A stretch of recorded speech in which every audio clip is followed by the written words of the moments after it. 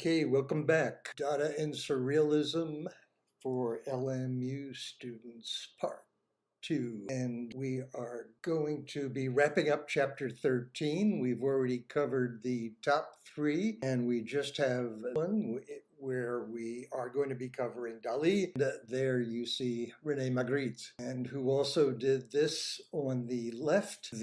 Don't see the Hidden in the Forest, can see the forest for the naked women. And this is group portraits. Yeah, they kind of look like they come out of the 4 for $1 machines back in the day. But what it is it's all the surrealists at that time. The one in the second on the left side, second from top, that's Dali. And if you look over dead center on the top, that is the guy who started it all, Andre Breton. And there you can also see a photograph of Breton by Man Ray. And the thing to note here is the fact that their eyes are closed, okay? That's got something to do with their vision. And this is the start of surrealism. It started out like the futurist movement with Marinetti. It started out as a literary movement. Marinetti was a poet, and so was Andre Breton. And in generally, we all say, "Oh, this is so surreal," and nobody really knows the exact. Well, it's kind of the one of those things where everybody understands it, so that's how people are taking it. But meanwhile, back in the surreal world, it's meant to search for what's more real than real, the world beyond or behind the real, world of intuition and dreams and the unconscious, because Sigmund Freud was coming into play here. And so these surrealists are closing their eyes to the real because they're after something else, and certainly dreams has a lot to do with it. And so here we have the poet. Breton was the founder, and his attempt in his poetry was to evoke the magic of dreams. But they were bad dreams, more like nightmare to be accurate. And the spirit behind it was one of rebellion while exploring the mysteries of the subconscious. It's like you can see up top there. He wrote in the manifesto because everybody back then was writing manifestos, as Marinetti did, so did Andre. And that top line, surrealism, noun, masculine.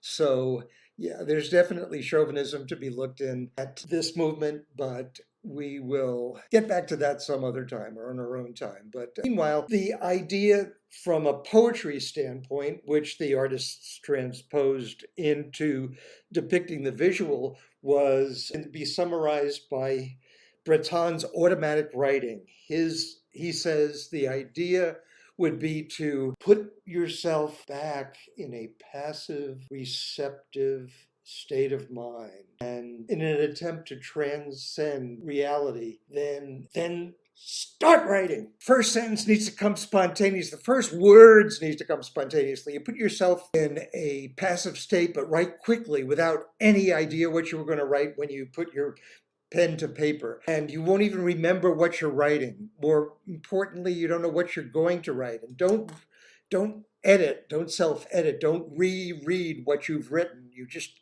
let it all hang out, and that will get you in touch with the subconscious. That will get you to the dream state in a waking state of mind. And that was pre-surrealism. That was exemplified mostly by Giorgio de Chirico, who from around 1911 to 1917, he was a member of a Italian metaphysical school, very short-lived. But what it was that he was painting pre-24 this dreamlike atmosphere, this irrationality, this bizarreness that made Breton declare him the first surrealist painter. And indeed, he was very inspirational in that respect. So strange encounters between objects. I mean, if you look at this from an architectural standpoint and you know one-point perspective, you know there's no way in reality that could work. And so, but the thing is, you just look at it and it looks authentic enough. And here's this, little girl who probably doesn't know she's in danger. There's this open van where something's escaped. There's this shadow around the corner. So it's, like I say, nightmares, right? And we've got, here we have Dali for compare contrast. And you can see that it's pretty close in the sense of these portrayal of these Italian Renaissance squares, just empty buildings, harsh shadows, and enigmatic figures. And and the idea is to convey some kind of an emotion where you just can't connect to it rationally, right?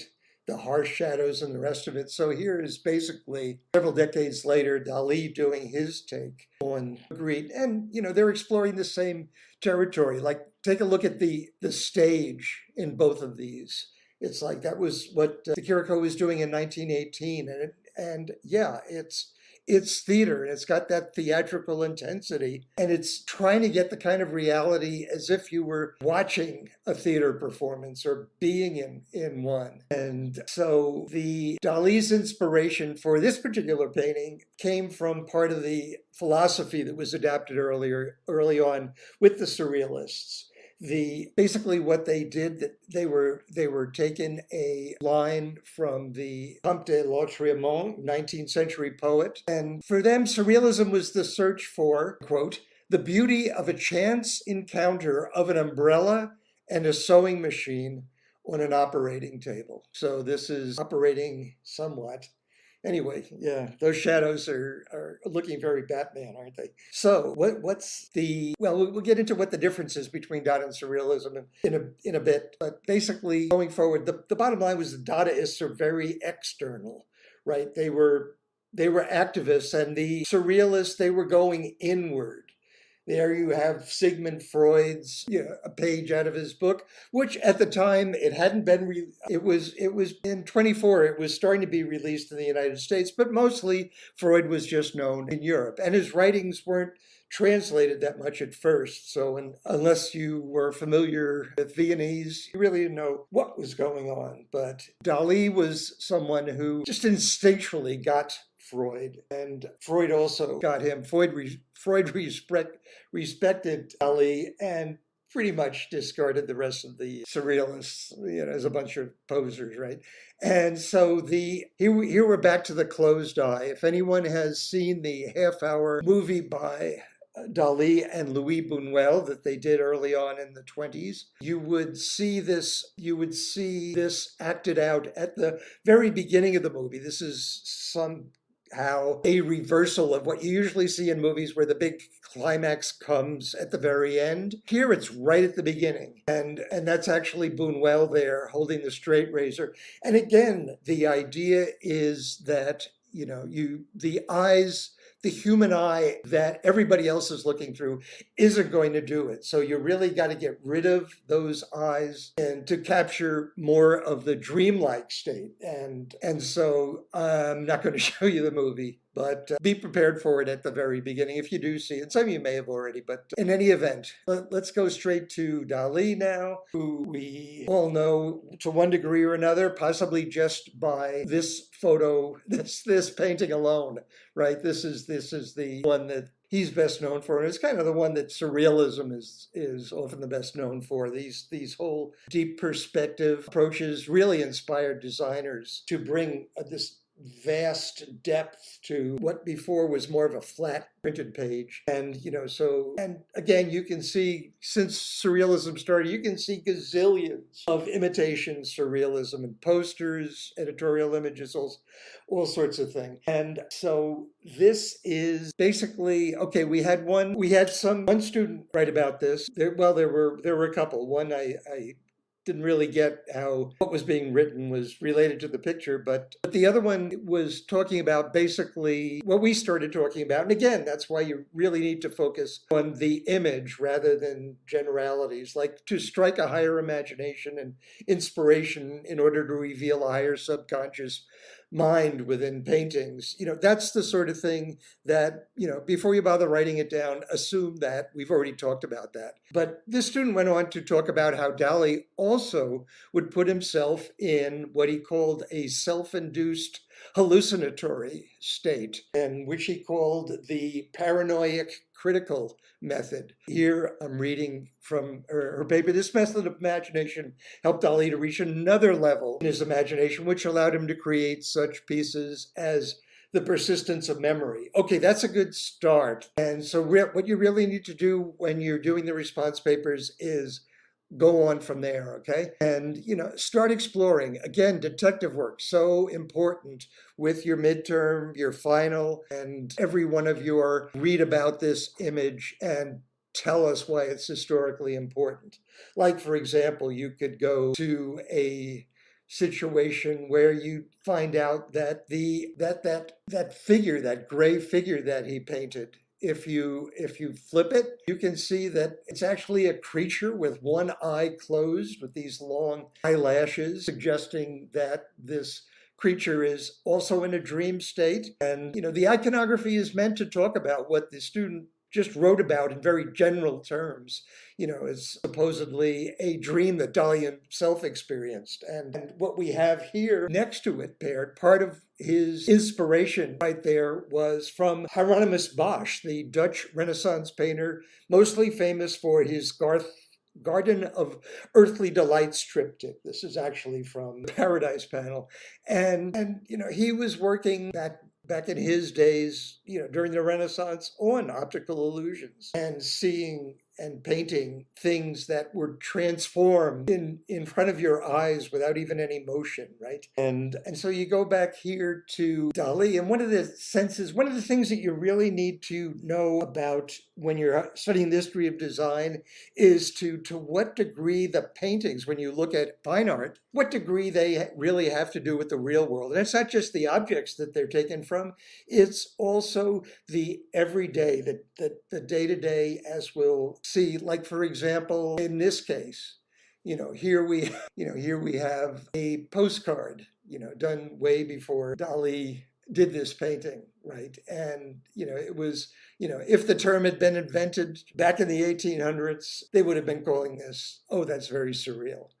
But, not necessarily, because that's not what the real surrealism is all about. And here's a Chupa Chups advertisement with the ants. As you can see, the ants are on the clock because, the pocket watch. This is titled Persistence of Memory, and yet the clocks are melting. So, it could be a gag. One of the dimensions it could take is the fact that the clocks are melting is when you remember something, you're not going to remember it in the same way. So it's reality becomes, and surreality becomes very fluid in that way. And you can even see on the open face clock there, you can see a fly is setting on it. So perhaps Ali was inspired by Vice President Mike Pence. And so we're looking at these ants over here in the ad, and you're thinking, why the heck? Well, Chupa Chups, the sugar-free lollipop, has been doing some really fun, bizarre type ads. And specifically, the reason that we're using ants in that particular ad that we first saw was because it was a tribute to Salvador Dali, who, as it happened, designed the logo that you're seeing there. Here's the evolution, right? And not only did Dali come up with the scallop idea, he also came up with the idea with these round lollipops of putting the label on the top. Because, back in the day when you would go into a store and you were picking out lollipops, they'd be in a jar or something like that. They wouldn't be nicely displayed because people want to, you want to buy a handful of lollipops, right?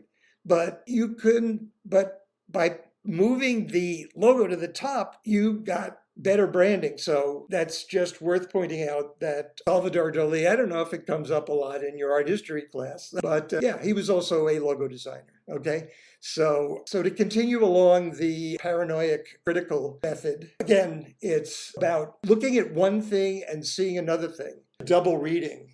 Here's the metamorphosis of Narcissus, right? You have this hand sprouting from the ground holding this egg. The egg cracks and the Narcissus flower sprouts from the egg. And then it becomes Narcissus reflecting in the water, okay? And again, we can get into the analysis from an art standpoint, but let's stay in designer mode for the rest of this term and start thinking, okay, where have designers since used the paranoid critical method? Well, anybody who's picked up these triangle-shaped chocolate bars, how many of you have noticed that there's a dancing bear in front of the mountain or is part of the mountain? And so these chocolate bars originated in Bern, Switzerland, and the symbol is the bear. And most everybody now knows about the arrow between the E and the X, the white arrow. And Baskin-Robbins, when it first started out, it only had 31 flavors, so you have 3-1. Amazon has everything from A to Z. So in addition to that arrow, the arrow underneath also looks like a smile, a little dimple on that. And here's a half smile from Goodwill. And you go on to Tito's, and there are two people sharing a tortilla and a bowl of salsa. And look at this wonderful design. This is, see what's happening here? The R in tour is a cyclist. And the yellow circle is the front wheel of his bike, and the O is the back wheel, right? And this is one of my favorites. And this is really getting back to traditional logo design, but it's still one of those things where you look at it and you can see multiplicities. The fact that it's for Northwest Airlines, knowing that, now you can see the N and the stylized W going on. But there's also something else happening here, and that is that it's enclosed in a circle, okay? The circle is a compass, and the arrow in the upper left corner, protruding outside the compass, is pointing to the northwest. And more paranoid critical, and Dali doing his service during World War II, warning soldiers about venereal disease, right? And so anyway, there are multiplicity of works that he did. And, in the 40s, there was Destino. I mean, Dali was just loving the fact that he had the opportunity to work with Walt Disney, because for Dali, it's like, okay, paintings are fine, but to get the full effect and impact of paranoid critical, you need animation. I mean, the thing of it is, though, when you look at the paintings, the imagination happens in your mind, right? But in any event, you should check out Destino, because it's tons of transformations there. And there he is working in Burbank. And okay, this is something that came up that I decided to add when the Summer Olympics logo was announced. 4 years from now, which you will probably be close to being over the confinement by then. And, it's, again, paranoid critical logo. You think, okay, it's a gold medal, a symbol of the sport, and it's also a flame, right? A flame being the icon of the Olympic and the Paralympic movement, okay? So you got that kind of shifting back and forth too. And you should also know that the woman is meant to symbolize Marianne, who is the symbol of the French Republic. And the logo also uses an Art Deco font. And why do we do that? Well, we could wait until the Art Deco talk to find out, but I'm going to tell you now. It's actually a nod to the last time that Paris hosted the Games, which was in 1924. Okay, the time of Deco. And so here we have Liberty. Here we have, it's actually a painting by Eugene Delacroix, Liberty leading the people. And so that became the symbol. And here, let's take a look at the 20 centime coin. This is, I think, 1980. But so this is, Marianne has been stylized in all sorts of ways. In fact, when we get to Art Deco, we're going to show Cassandra's version of the symbol. But meanwhile, in taking a last look at this logo, one of the things that one of the students in an earlier class brought up was, you know what it looks a lot like? So yeah, could be an Olympics logo, could be a dating app. So which makes it a good image for me to stamp discuss on it.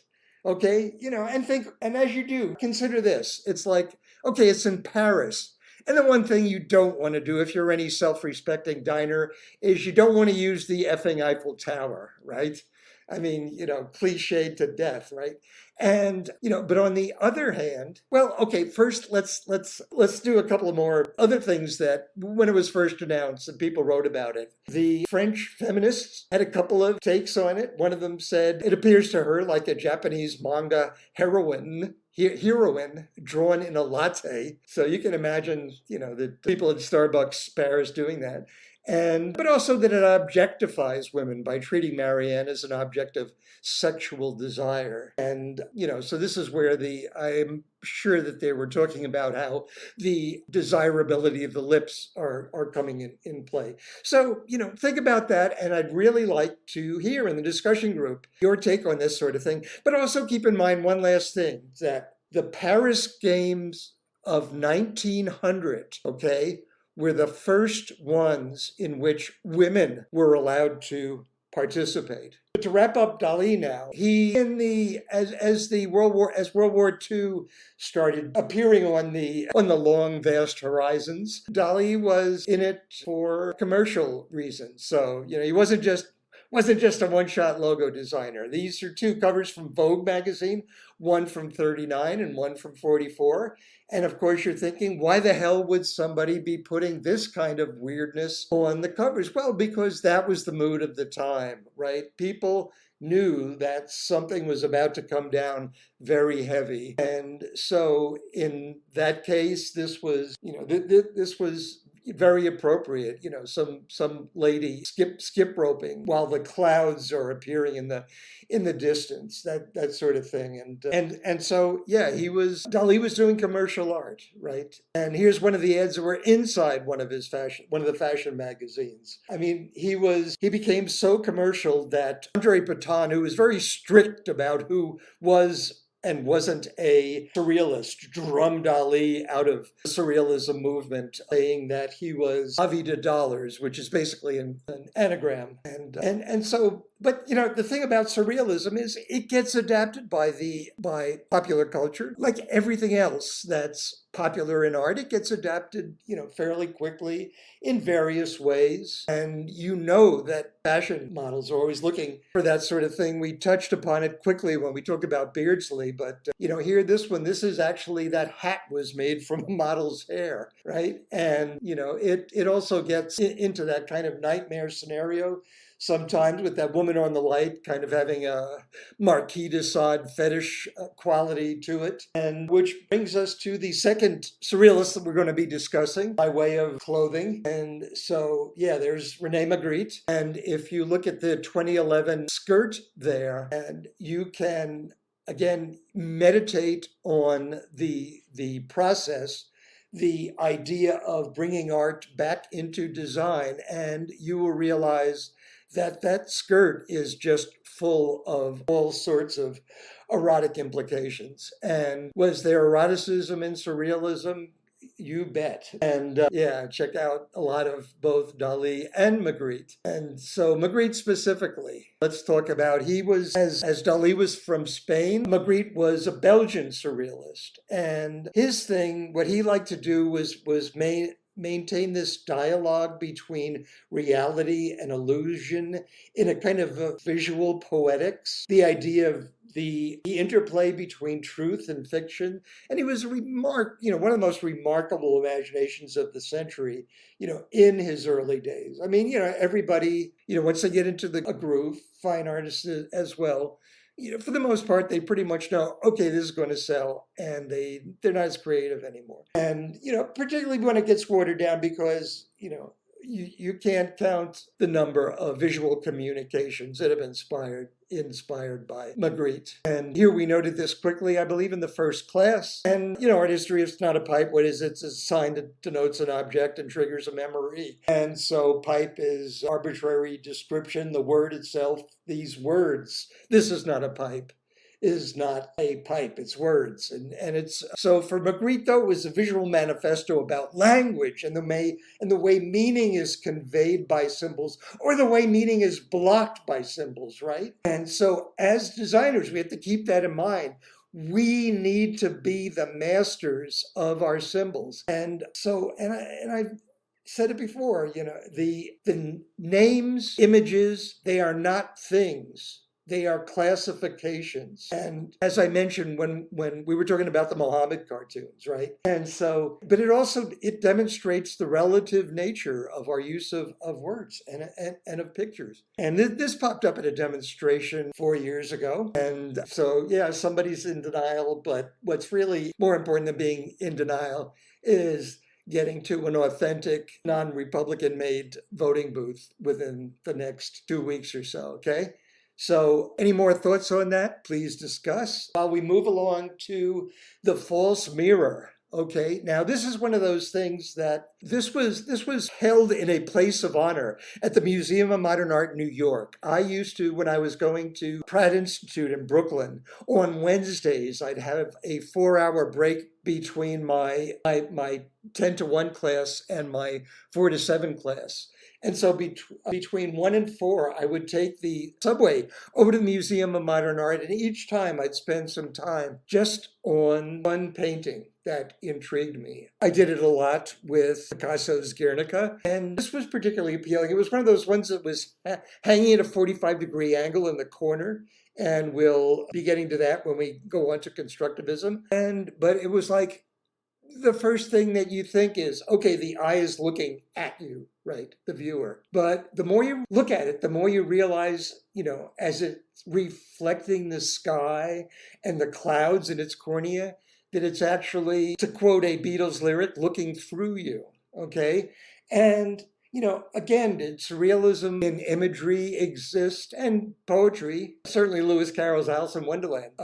Before 1924, damn straight. Here we're going back to 1780, where Ledoux was an architect. He was not a nice guy. Basically, he was the Albert Speer of his day, if you know anything about Adolf Hitler's architect. And let us stay at that for a while. But again, this is, when you do compare and contrast, this is one of the delightful things you can do to really show that you read, right?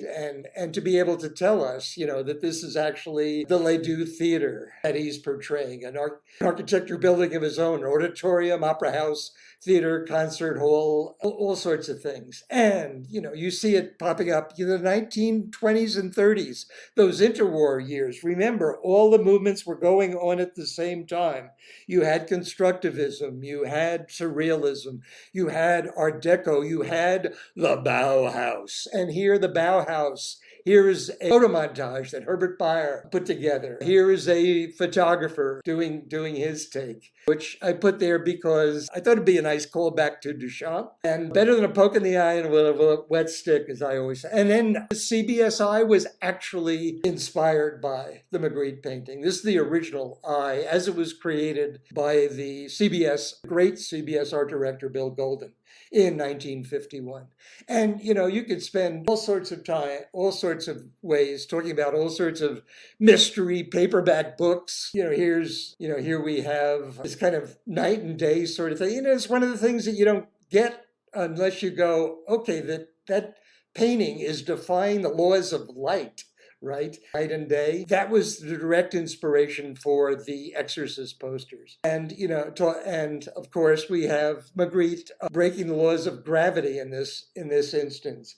And again, I was saying about nightmares, it's meant to be marvelous, and it has somewhat of a fairy tale-like quality. Oh, look at the castle. Isn't that like storybook-like? But you know what? It's unpopulated. And you start trying to imagine this, bring it back to reality, and it's not working. There's nobody there. It's very foreboding. Okay, another bad dream. And which of course made it ideal for the people who made Alien, the first Alien, the good one with Sigourney Weaver in 1979, to take that directly. But you see it all the time. A couple of years ago, I saw it on a New York Times Magazine cover. It's on comic book covers, just, again, all over the place. And, and if you're exploring the 1920s, one of the things that you might think about doing is exploring, there's some obvious, few obvious superficial similarities between Magritte's approach and Dali's, as you can see in this one. But the fact of the matter is there are quite a bit of different things going on. Well, in the first place here, it's the Castle of the Pyrenees was done in 59. So interesting thing going on. Research, be a detective. Okay, so yeah, this I'm showing just, we don't have to talk about in depth about every single Magritte. But, I would like to at least point out that whole idea of popular culture, whether it's seed packets or whatever, was again back in the late 1800s. In this case, they were doing surreal, right? Got it. And even contemporaneously, like over here you have let's see, I have a caption for it. Let's see, I'll bring it up here. A Weimar era advertising gimmick that put unemployed soldiers to work, extolling the virtues of a German champagne back in 1921, right? Again, trying to get the country on its feet. And so, and you also need to, when you talk about, again, when you're doing your designer, don't just talk about the techniques and leave it at that, because that's not design history. Instead, talk about, okay, let's take a look at his palette in the context of things. It's very dry. It's the kind of thing that back in 1907 was very typical of what was being used to sell hats, right? And very objectively rendered and, banal in a sense, just, objective. You could see this kind of illustration, a ton of them in all sorts of catalogs at the time. And now we're going to take a deep dive, because that's one of the things you can do. This is like in part one of the 5 parts, profile. What did Magritte do that was really worth talking about and relates to design history? So what if you took this one here? And, so here we have Man with a Newspaper. And so we take a look at it and we go, okay, this is one painting. And there's a man with a newspaper, and then there are 3 more panels. In the second panel, the man with the newspaper is gone. The third panel, the man with the newspaper is gone. The fourth panel, the man with the newspaper is still gone. And, it's one of those things where, because we're used to reading comic strips and such, right? If the man was in the newspaper in the first 3, and then reading the newspaper, and then he wasn't in the first, you figure, okay, he got up. Okay, but here he got up and he vanished, and instead this becomes very disturbing, right? The fact of the matter is that, okay, the man has disappeared. And because it's a painting, that man is never going to return, but nothing essential has changed. His visibility in this painting, design, story, really, visual narrative, is that nothing essential has changed. It's like his existence as portrayed by Magritte was empty. And it's pretty awful, and so you have this kind of a comic strip being subverted, and then you go and start doing even deeper research into this, and then you find out that, oh, as it happens, I happen to have been leafing through a German health manual. It was very popular at the turn of the 19th century. It was published in 1901. Okay, and as I was flipping through this health manual, I happened to come across this page. Okay, so now we're starting to get some clarity. Now we're starting to bring design into it again. It's like, what the hell were those objects? I mean, so much of this stuff, back in 1927, people could identify it right away. And one of the magic that Magritte manages to pull off, one of his tricks, is that the longer his paintings are around, the more meaningful, the more ambiguous they get. The more mysterious, the more layers of meaning that you could add to it, right? And so, it wasn't like, Dada, very political, they really wanted to, subvert from without. But the kind of subversion that the surrealists were looking at were internal, right? It's like, let's start effing with people's minds. And so I got closer to this, and it's like, okay, that is a stove with a with a flu on it. Okay, so what's going on there? My God, these are some other pages that are going on in there. And this is, if you look at these out of context, then you have these surreal horrors. I mean, you can look at anything out of context and say it's surreal, but that's not really getting the whole nightmarish quality of the surreality. And yeah, and I go through and I go, okay, yeah, if I were to come across that guy sitting in that box, I'd go, yeah, that's pretty effing strange. But again, so what does Magritte do? He does like Roy Lichtenstein, the pop art movement does. He takes something and he removes it from context and he presents it in another whole context that is transformative. Okay, sound familiar? Roy Lichtenstein will be getting to pop art eventually. So now we're looking at this.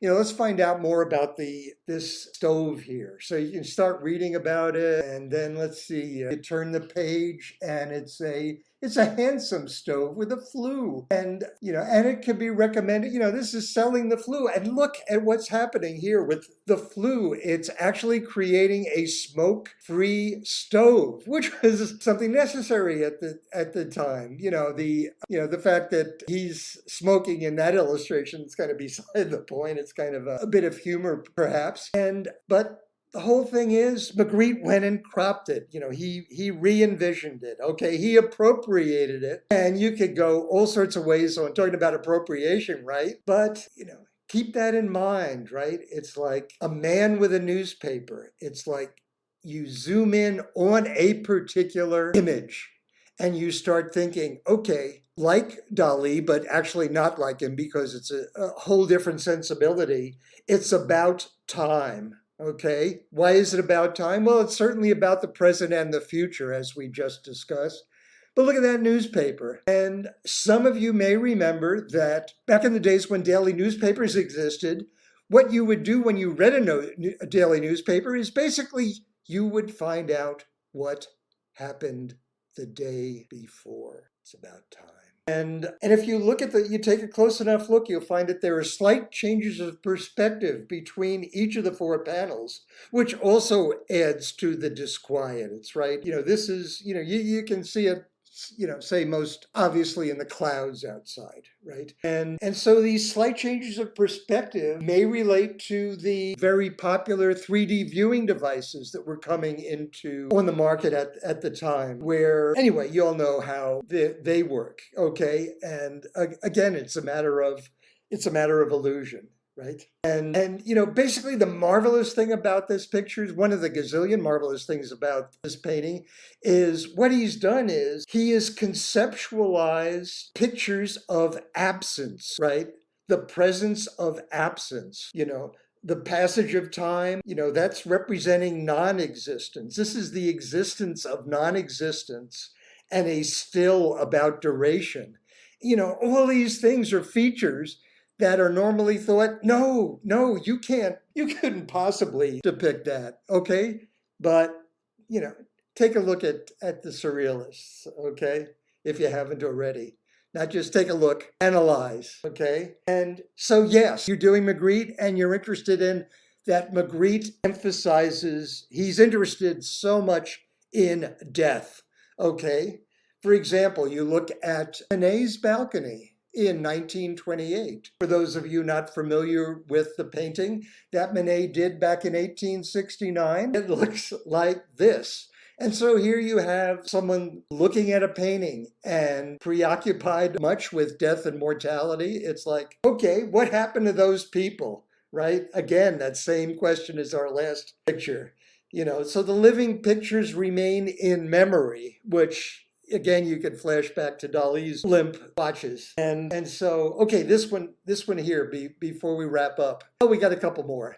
Anyway, this is a painting that had an interesting origin, several things going on. I just wanted to mention it in passing because basically part of where this came from was a still moment in an actual movie serial that was playing around, very popular, playing around Paris at the time. And the surrealist had this delightful way of going into a movie, sitting down for a while, getting up, not caring when they came in or came out, and then they go sit in another, now it's much more easy to do these kind of mixes online. But what they would do is that they would watch, whoops, oh dear, it seems that, yeah, okay, I guess that's pretty much it. I thought there was another image, but there's not. Anyway, so this is a still from the series. Fantomas, real popular among surrealists. And this particular series, this is an episode of a series called The Murderous Corpse. And when you see the whole clip, it not only makes more sense, but it actually makes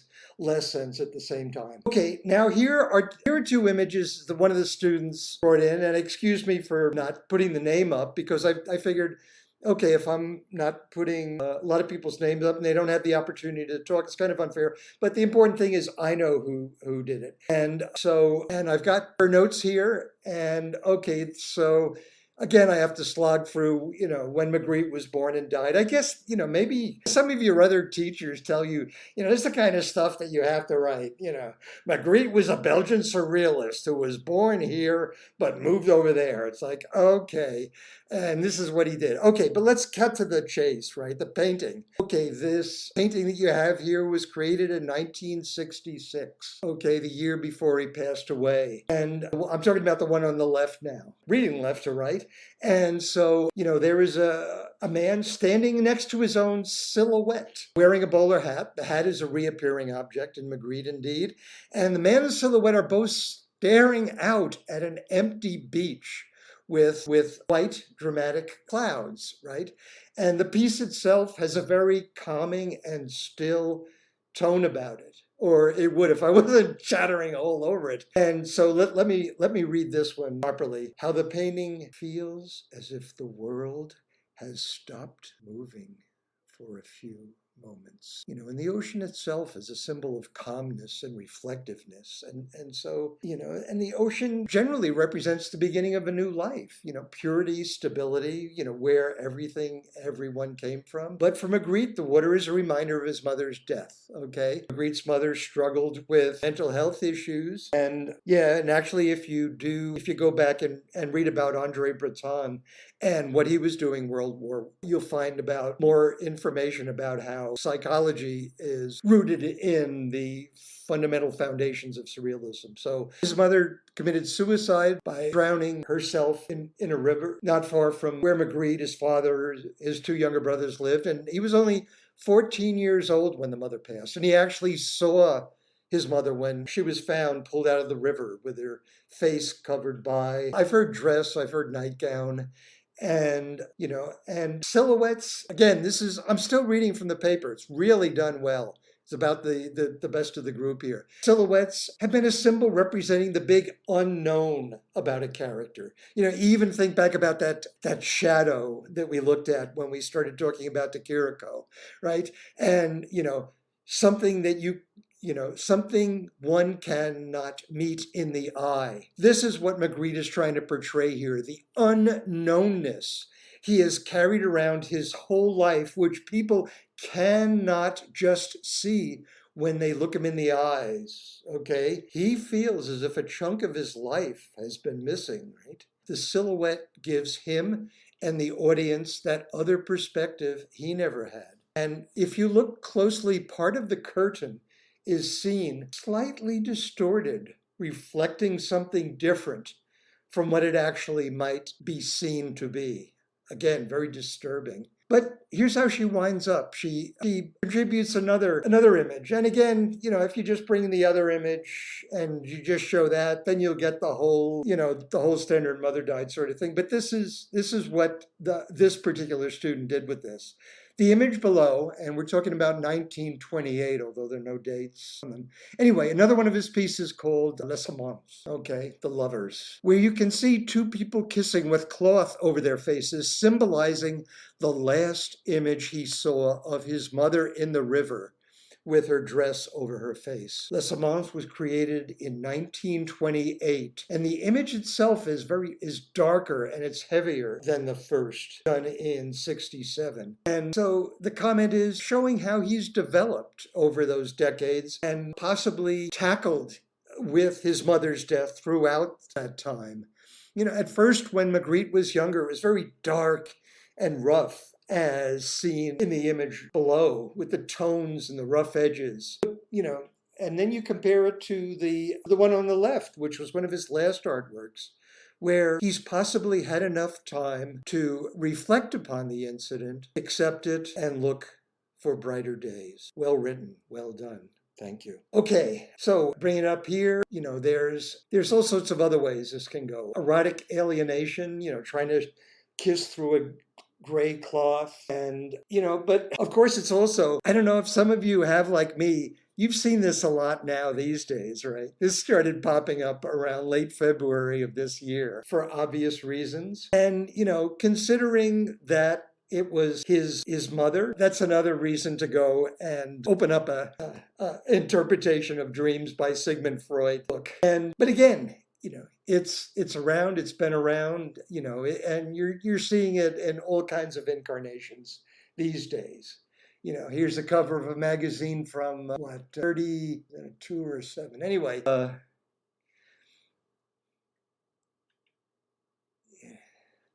1960. And this one, okay, I took this one, I believe it was the Long Beach Comic Convention. And it was one of those things where, everybody was doing the cosplay. And for the most part, I don't even notice any of that stuff. I've been going that many decades and I am like super jaded.